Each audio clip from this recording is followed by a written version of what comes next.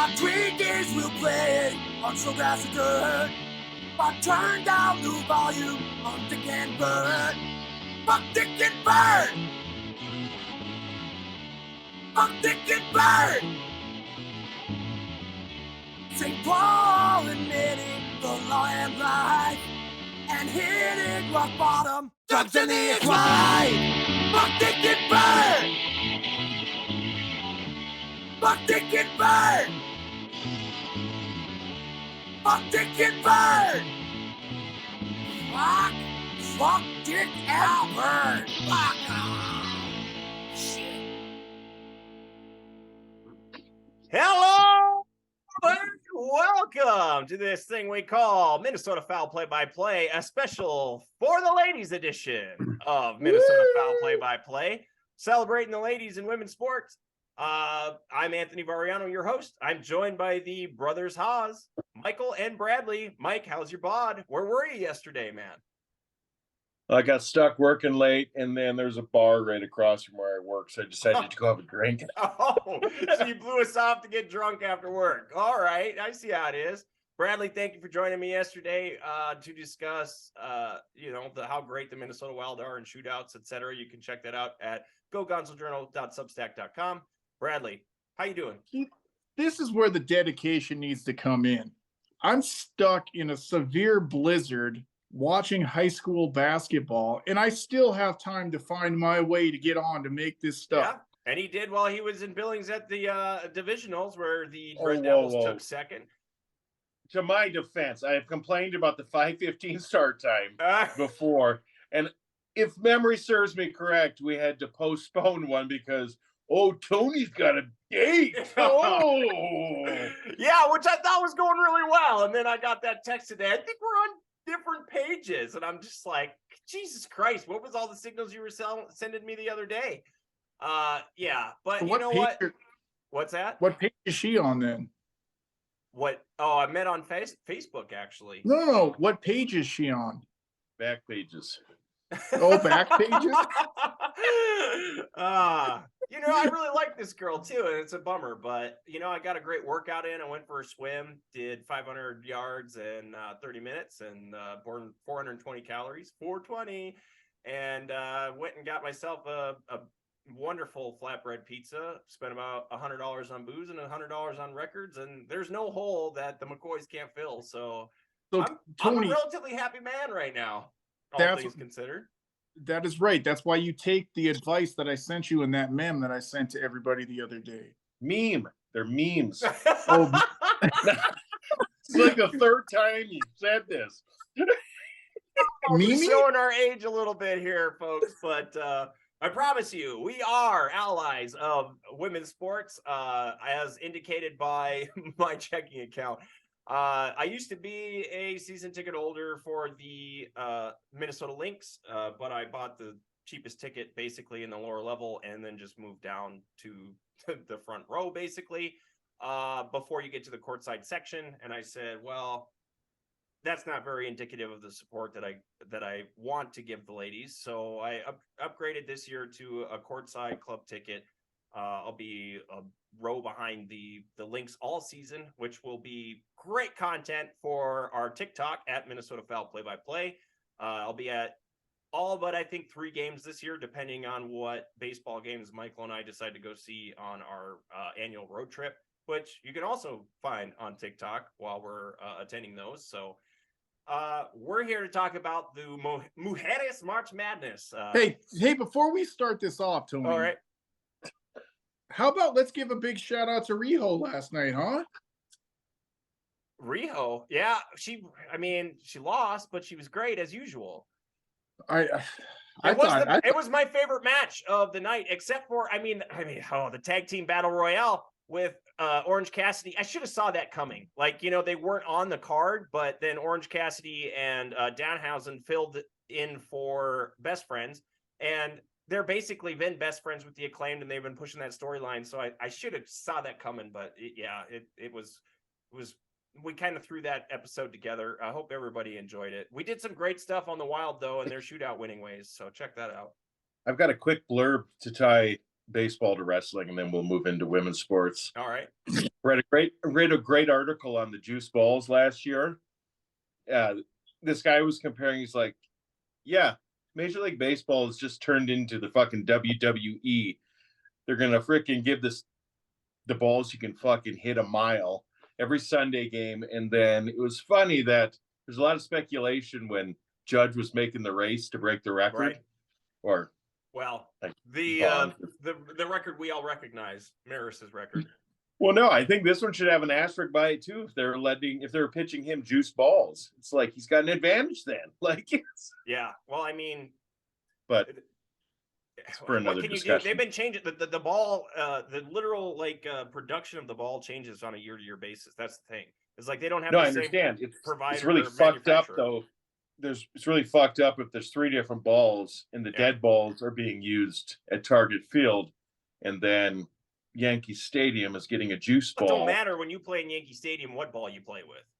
Whatever, Tony. You're missing my goddamn point. My point was right. You're wrong. Okay. This is 2 days in a row that Haas brother has told me I'm wrong to my face, and I was wrong about the Wild. And Calgary apparently dropped a game recently or something because thank you. They are 4 points back, I think. When it comes to did you know, I know my shit. All right. Yeah. Well, do you know women's basketball? We're going to find out right about now. Fuck yeah, I do. Mujeres March Madness is about to begin, folks. The NCAA Women's Basketball Tournament Championship game is going to air on network television with its own pregame show for the first time ever. You can watch that on ABC. One of the cool things I found out that, last year the women's tournament did not get the love that the men's tournament generally gets. It was documented by Instagram posts by players regarding the workout conditions, the gyms, quote unquote, that they were delivered in their hotel rooms in order to prepare for the NCAA women's basketball tournament. So Aflac teamed up with South Carolina coach Don Staley this year to tackle inequities in the sport. This is per the gist. And if you're wondering where a good place would be to get information about women's sports, the gist is a great one. You could sign up for their newsletters. They do a great job of covering not only women's sports, but sports business. So that's one of the best newsletters you can get in your inbox. I highly recommend it. So she made an ad with former Duke men's basketball coach Mike Krzyzewski, who still manages to find work even when he's not working. Greatest coach of all time. Agreed. And then most of the ad spend that Aflac is spending this year is going toward the women's tourney, not the men's tourney. So that's awesome.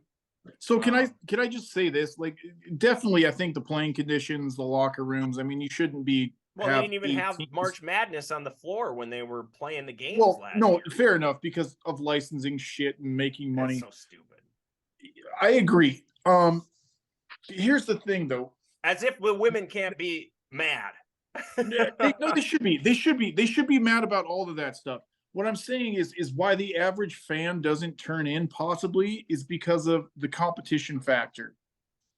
Given day, UConn has been so dominant for so long that that's been a lot of the argument from men is that there's not parity in the sport.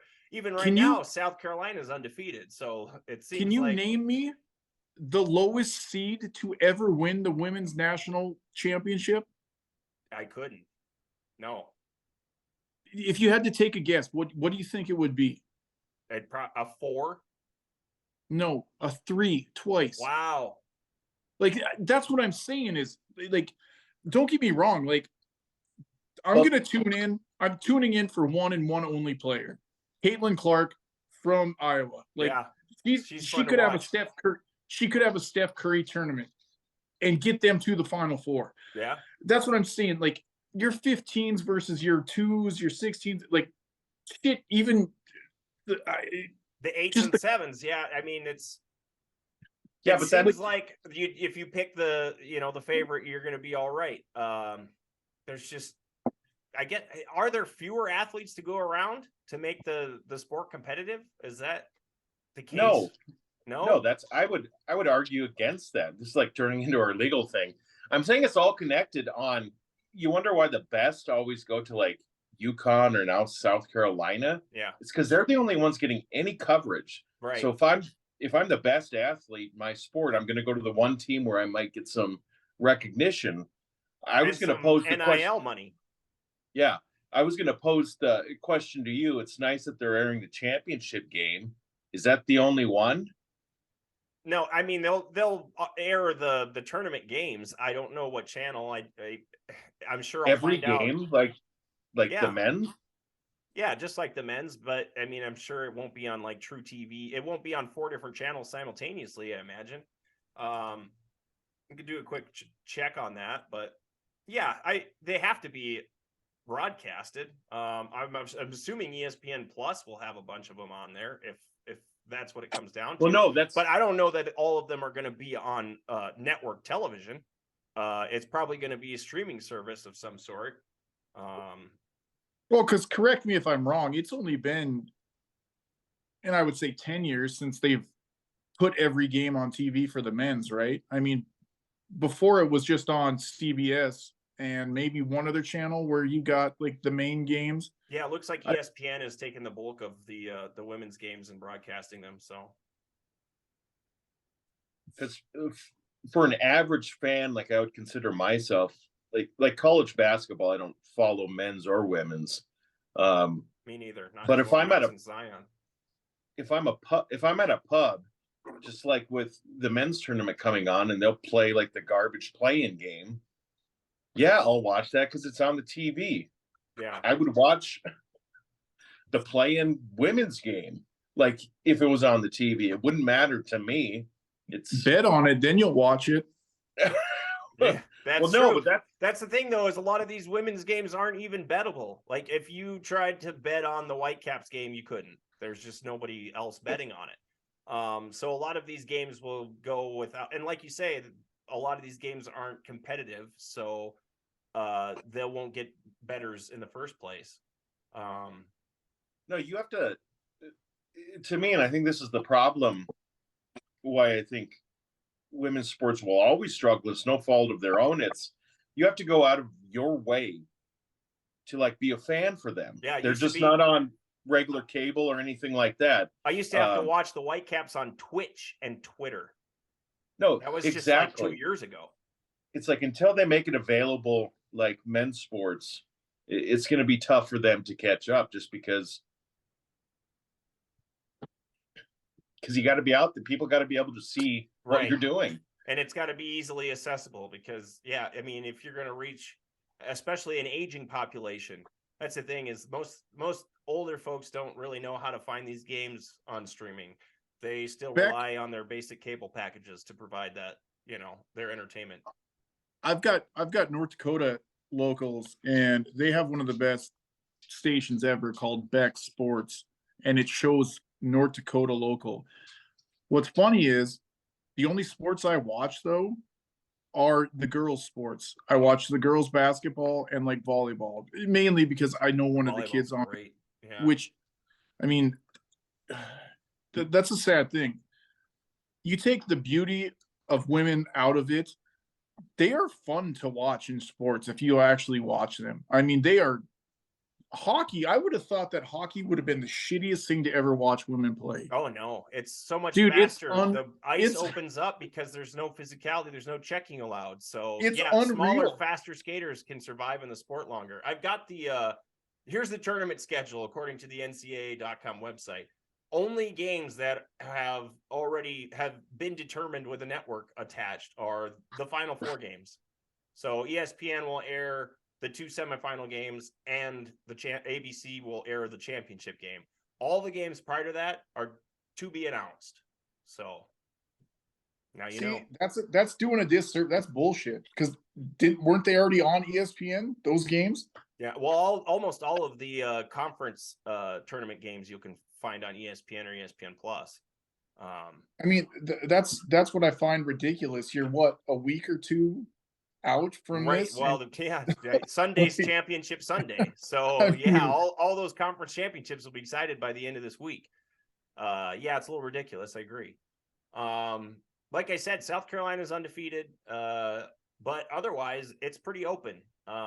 They're pretty much, I mean, I'd imagine they're damn near a sure thing to make the Final Four. And UConn is good, but not great. They've underperformed this year. Oh, they're missing that one gal though. That's out. What's her name? That's not Paige Beckers, is it? Yeah, She was out last year. I'm pretty sure she's out this year. Wow. Well, then she'll definitely stick around for another year. I got a couple teams that I'm excited to watch. Number 23 in the country right now, according to the AP poll, Iowa State has maybe one of the best shooters in the game, and I don't know if it's Ashley Jones or Ashley Johns, but she shoots 36% on threes.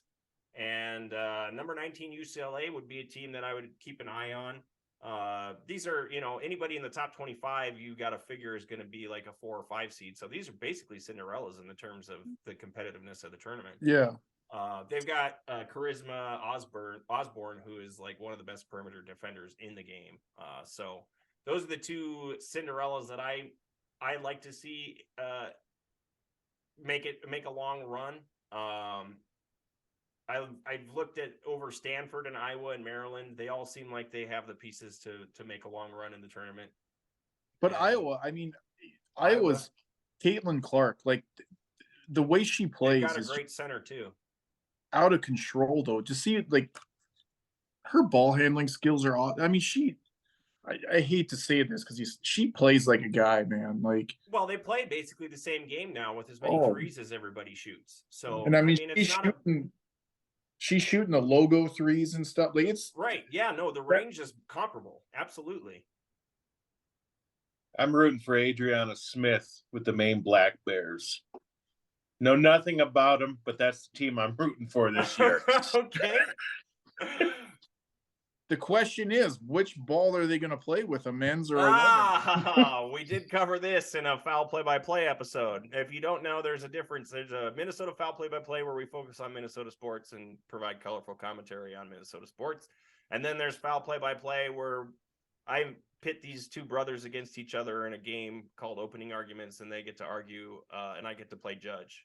So we'll probably have another one of those episodes coming up because it sure seems like there's been a lot of sports law news recently that we should probably cover. So keep your eyes out for that. You can check out foulplaybyplay.com, or you can get us on wherever you get your podcast, Substack, iTunes, Spotify, you name it.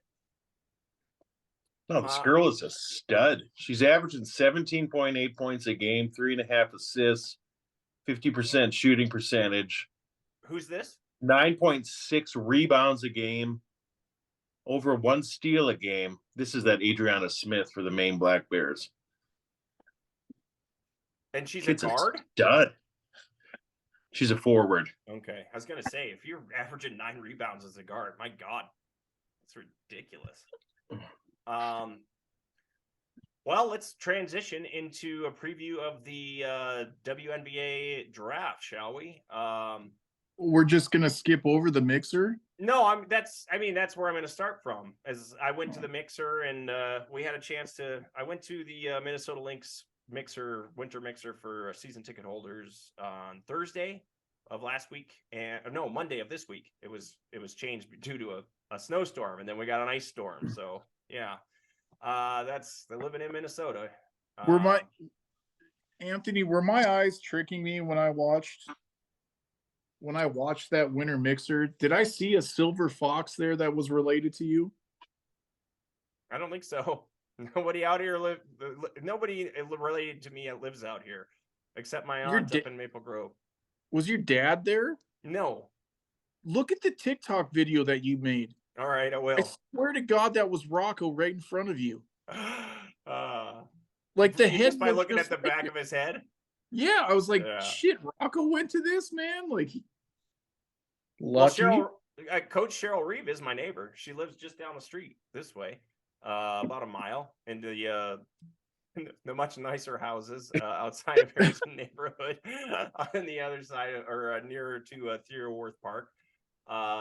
She really stood out to me. Like I used to be that character in the crowd that like yelled at the coach to let Ariel play point guard, as if I knew that, who would be best in that position. And I'm not going to be doing that going forward, because she's a nice lady, damn it, and she knows what she's doing. She's only the coach of USA women's basketball, for Christ's sake. So Yeah, I might only be screaming, "It's time for a timeout, coach," and that's about the extent of I'm going to be critical of the coach and the players this year. This will be a good test for me. Like, I've been a rather critical fan in my history of fandom, and I need to learn how to be more supportive.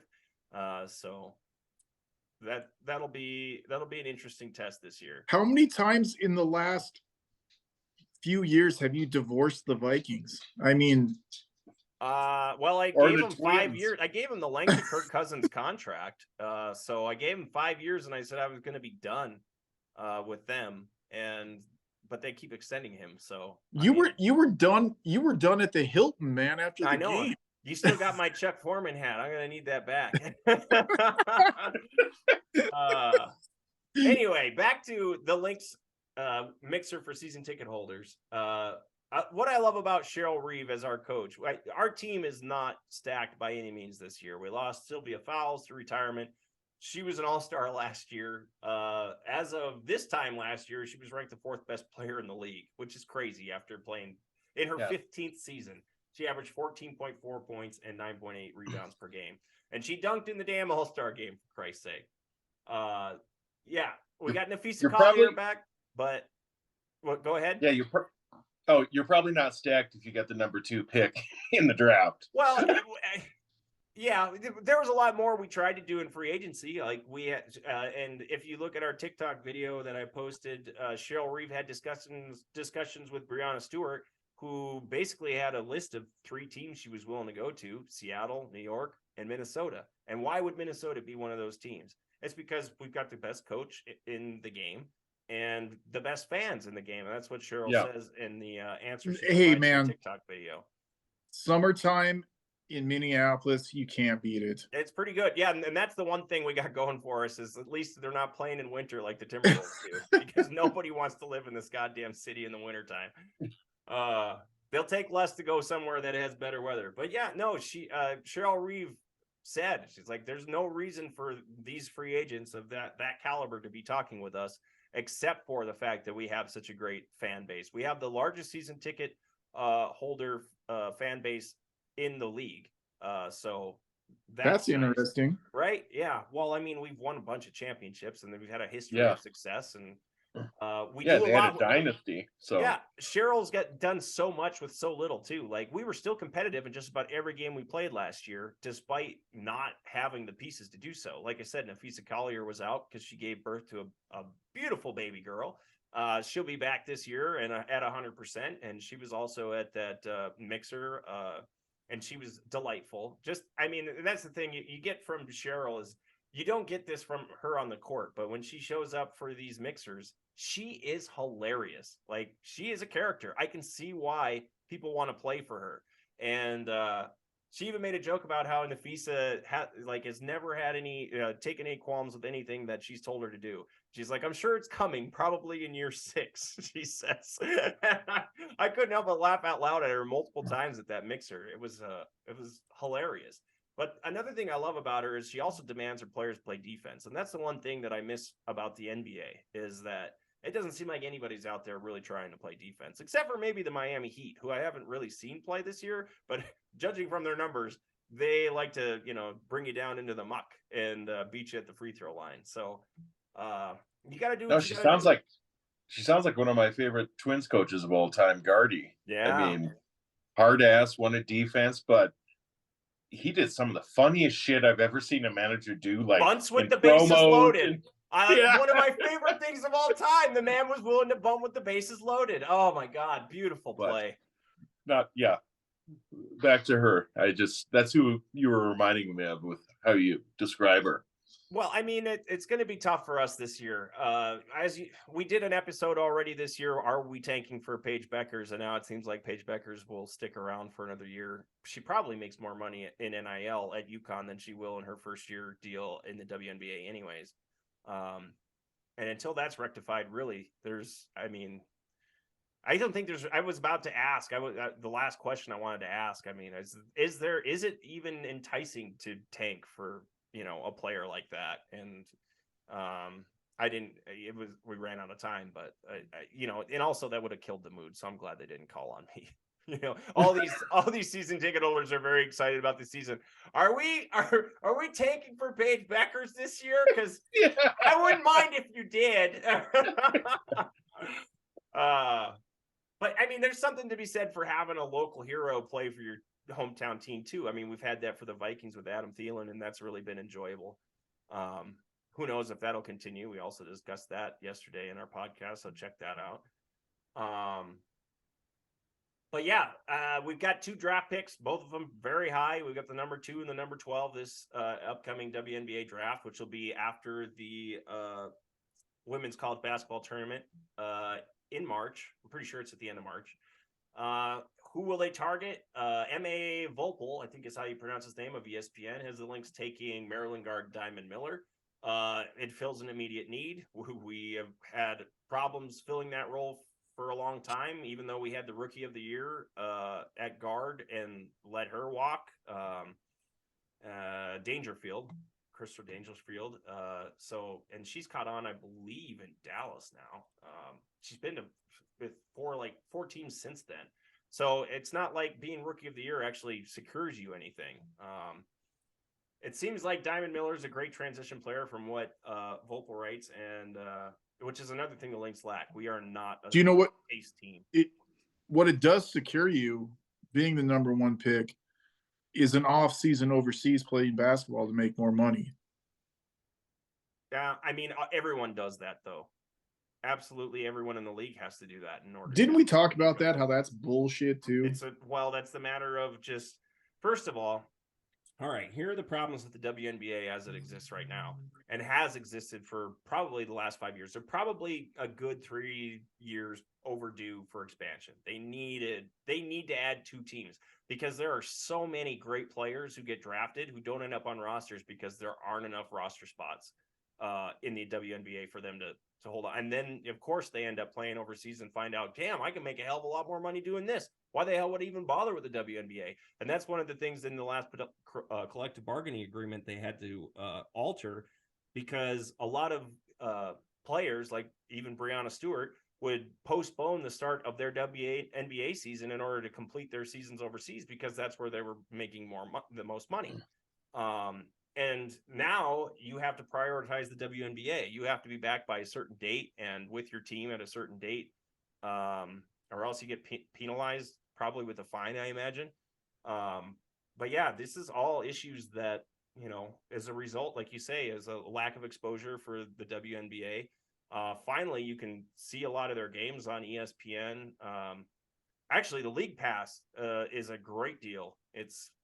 I think I paid $20 for all the WNBA games last year, and it was just, I got to watch all the Vegas Vegas Aces games, and all of the Road Lynx games, and that's really all I need, right? Like, I follow 2 goddamn WNBA teams, which is, I only follow 2 hockey teams, 1 baseball team, 1 football team, but I probably watch more WNBA basketball than I do any sport but hockey. So round 2, pick 12. Let's see. Volpel has us taking UConn's Dorka Juhas, 6'5" forward, averaging a double-double, 14.4 points and 10.3 rebounds. Gonna need some help with rebounding with Sylvia Fowles retiring. And we don't really have a true center. Like, Collier's only, I think, 6'1". She plays taller than she is because she's super strong and probably stronger than just about anybody in the sport. But I mean, when you're going up against people like Asia Wilson and Jonquel Jones, you're going to need that length, that extra length. Because those are, I mean, especially Asia's a really good jump shooting forward/center. Most of them play a combination of both. So yeah, having a 6'5" forward/center on the floor for dealing with large lineups is just an essentiality. We got to have that. There was some discussion about the number 2 pick, about which guard we're going to take, but I just don't see us taking anybody else besides Diamond Miller. It's Stanford's Haley Jones, but she's just not a good enough shooter. And we need 10-minute warning already. Wow, that went fast. We need a transition player. We need somebody to be able to push the pace, because we've only got I would love to have, I don't know if this is, I just want to have a small roster on the Lynx that's willing to push the pace, because Aerial Powers is one of those players. And if you get her on the, court with Diamond Miller, and I mean, it doesn't really matter who else it is, because they're going to force turnovers and go the other way and score in transition. So, I mean, it's been something that we've lacked for quite some time, and we'll hopefully address that with the draft. Any thoughts on the WNBA draft, fellas? Yeah, I had a question for you, Tony. Did you read all those bios on that, what's his name, Vopel's Most of them. draft? I mean, it's pretty obvious to me that Boston will go first. Yeah, well, no, that's understandable. I was wondering if you had any thoughts on the projected number 4 pick from Villanova, the Maddie Seacrest girl, because her numbers look insane. Right, but I mean, is she a forward? Yes. Yeah, Ryan it's not an immediate need, and if you're going to make a first round pick, all these players are going to play right away. Like, it's not like I said, there's not enough teams, not enough roster spots. So you're basically, if you're drafted in the first round, you're expected to start on a WNBA roster. So that's our biggest hole then, other than a center or guard. Yes, that guard. Okay. Yes, we've got shooting guards coming out our years. We don't have a serious, like, actual point guard. Like, Aerial Powers took a lot of that role last year, and then they made I can't blanking on her name because we let her go too, and I was totally wrong about that, by the way. I was the one screaming for Aerial Powers to play point guard, and then all of a sudden Cheryl made somebody else look really good at point guard. So Ariel's a great player, but she's too strong. She's too strong to play point guard, perhaps. Maybe she's a better fit as a small forward. She's so aggressive and plays way bigger than her size and stature. As you can see from her Instagram videos, she fucking makes men look so bad on the court. It's great. So yeah, I mean, it'll be nice for her to actually be in a position where she's more comfortable. Like, she's a strong ball handler for being as strong and tall as she is, but she's not necessarily a shooting guard either. She's not a terrific shooter. She can get buckets. She's just one of those players that she's like a Russell Westbrook. She has that type of attitude too. Like, when she gets hot, you just get the hell out of her way because you might get hurt. Which is exactly why I own her jersey. She's my favorite player on the team. Anywho, speaking of jerseys, I've got one coming for the Whitecaps. Mike, you kind of talked me into it. It was easy too, because there was only $100. So they're pretty sweet too. I was looking at them as well. They're really good looking sweaters. The black ones especially, I like. But who'd you get? Jenna Brenneman? Jenna. She indicated, as you will see on our TikTok, why I love her to death. She just goes without abandon at top speed, and she has a step on you, you're going to stay a step behind her. It doesn't matter how fast you are. And she's not going to stop. She's going to go right into the net and right into the goalie. And she did that in what was it? It was a 7-1 loss to the Buttes. Yeah. So, like, the Whitecaps haven't won since I saw them play Buffalo on February 18th. They were so good up until then. They were 10-2 until I showed up. We need to stop talking about it then. We start talking about it. No, we got to talk about it because they clinched the playoff berth anyways. It don't matter, They're tied for third in the PHF with the Connecticut Whale, who come to town next weekend, and I plan to go on to that game too. So hopefully, aren't they fourth, Tony? Not to correct you. Well, if there's a tiebreaker that they're lost, but they're tied for third in points. I didn't bother to look at the tiebreaker because it says currently that they sit in fourth place with 32. Right. Well, then they don't hold the tiebreaker. So they gotta win. They take on Boston in Boston, which is Boston's really damn good. Friday. They're the 4 p.m. Yeah. 4 p.m. Central. Find that on ESPN Plus for anybody that cares. Central. They play Saturday at 6. Oh, they do. Yeah, you're right. They play Friday too. I'm just gonna keep my mouth stuffed or quiet about numbers and whatnot. I've got Saturday at 6 p.m. here on ESPN Plus. This is Central Times, and 1 p.m. No, timeout. Timeout. They play, for all you Minnesota listeners, they play at 6 o'clock Friday. I know they play Friday too. On I've got Saturday. that on my calendar.